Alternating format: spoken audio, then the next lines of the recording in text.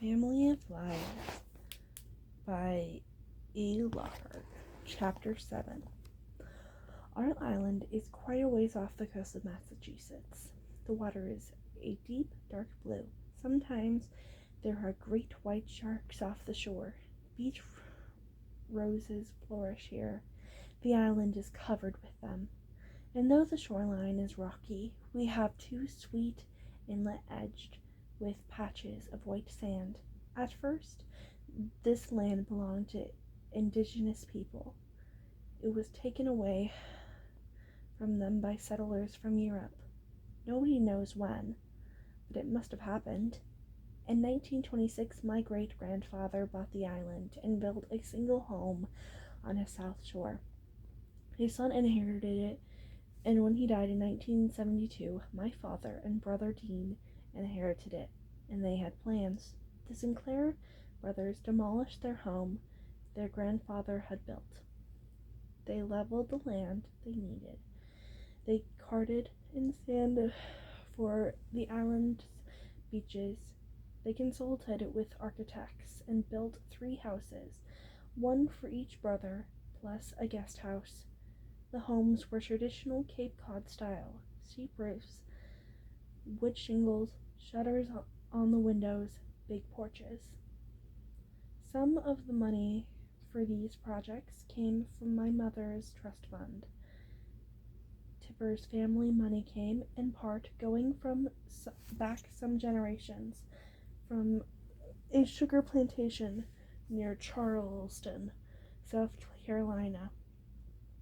That plantation used enslaved people for labor. It is ugly money.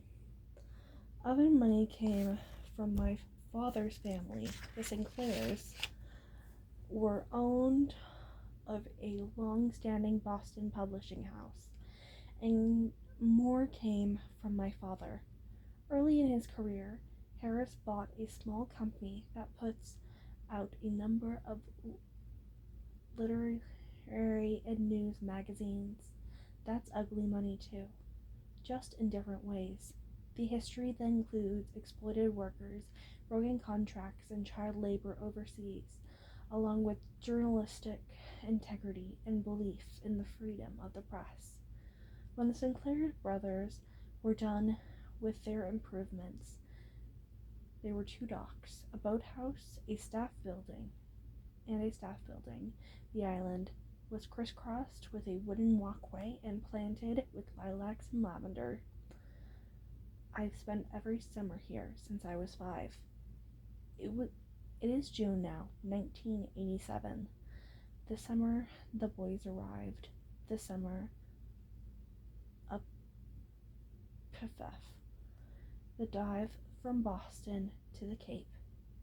Gerard and Beechwood groundskeeper meets us in the town of Woods Hole. He has brought his big motorboat. Gerard is about 60 years old, short and smiley. He says very little except to my mother. She has eager questions about redundants and lilacs, various repairs that are needed, and installations of a new dryer. In a few days, Luda will take a rental car down with more stuff from the Boston house. With the boat loaded up, we motor 2 hours to the island of Gerard at the wheel. Penny, Bess, and I sit together, our hair whipping around us. It is the same ride as every year, only without Rosemary in her orange life vest. Without her. Claremont House looks the same as ever. 3 stories, a turret up top. The wooden shingles are gray from salt air. The white porch stretches around 2 sides. There is a hammock on one end of the porch and collection of cozy armchairs on the other. On the lawn is an extra large, custom-made picnic table. We eat supper there most nights. At the foot of the lawn stands a maple tree. From a low branch hangs our tire swing on a single thick rope. Coming up from the dock, Penny throws her suitcases on the lawn and runs to the swing. She hurls herself into it and spins wildly. "Carrie, get over here. We need to say hello to the swing," she calls. "Okay, then." I'm feeling melancholy, thinking of Rosemary, but I go over anyhow. I run and climb on, standing with my feet on either side of Penny's legs. The rush of air in my ears, the dizziness for a moment. I forget everything but this. "It's summer now," cries Penny. When Bess gets up from the dock, she leaves her bags and comes to join us. We are too big, and it's hard to fit, but we get gloriously dizzy together in the way we did when we were children. Inside Claremont, the carpets are worn, but the woodwork is oiled. The kitchen's round table boasts the stains and scrapes that are inevitable with a big family. The living room features a number of oil paintings and a bar cart, glistering with bottles, but the den is more comfortable. It bursts with books and blankets, plaid flannel dog beds, and stacks of newspapers. There's study for my father, filed with framed New York cartoons, and a leather furniture and crafting studios for my mother, all quilting fabrics and jar of buttons and calligraphy pens and boxes of pretty stationery. My parents' room is on the 3rd floor, away from the noise of us girls. When I go in about half an hour after our arrival, Tipper is unpacking, sliding shirts into a drawer. Her beige linen dress is creased from traveling. Wharton, our Irish setter, stretches across the bottom of the bed. I lie down beside her. "Make room, you dumb queen of a dog."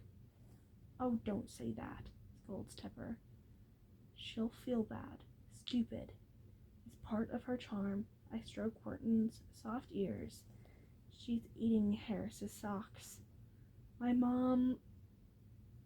mother comes over and takes the sock from Wharton's mouth.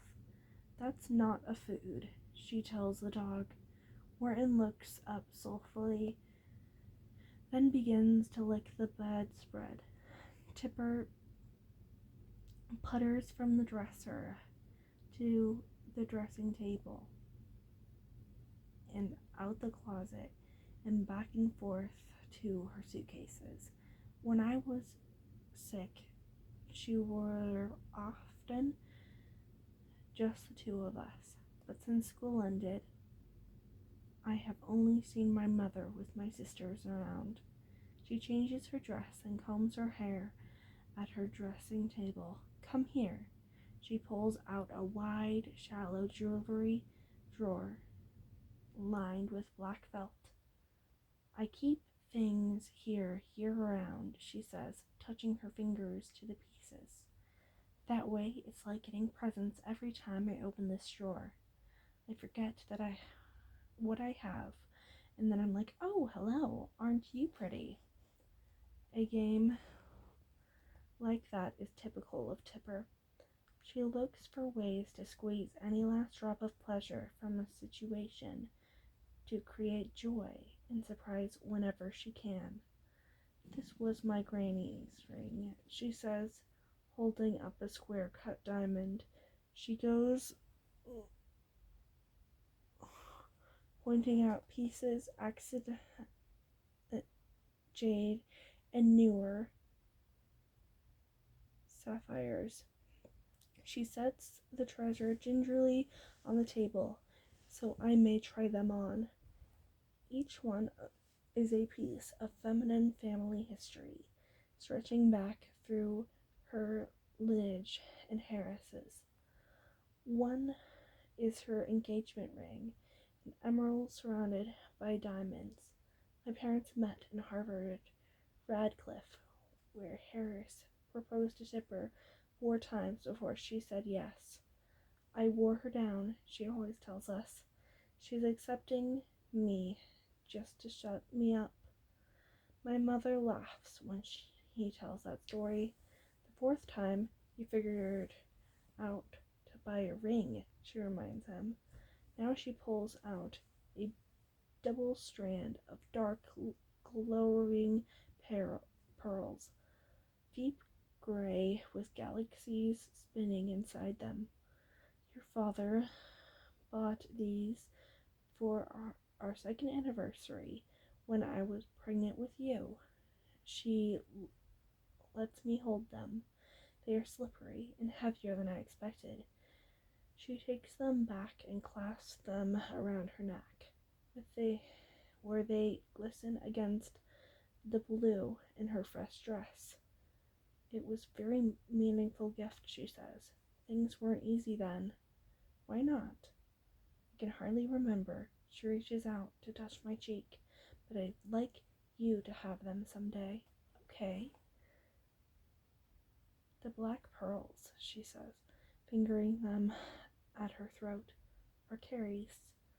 Beneath the drawer line, I catch a glimpse of a photograph, edged in white with faded orange color. I can only see the bottom right corner. What's the picture, I ask, reaching for it. She stops my hand. It's nothing. Is it Rosemary? A look crosses her face. Grief. No. I put my hands behind my back. I wanted to see if it was Rosemary. My mom looks at me, and for a moment I think she's going to cry, breaking down in tears over her lost baby, or maybe, instead, she will tell me it's okay to miss Rosemary, to be thinking about her all the time the way I do. But she steels herself. Know what? She says. I think you should wear them tonight. She takes off the black pearls and fastens them around my neck.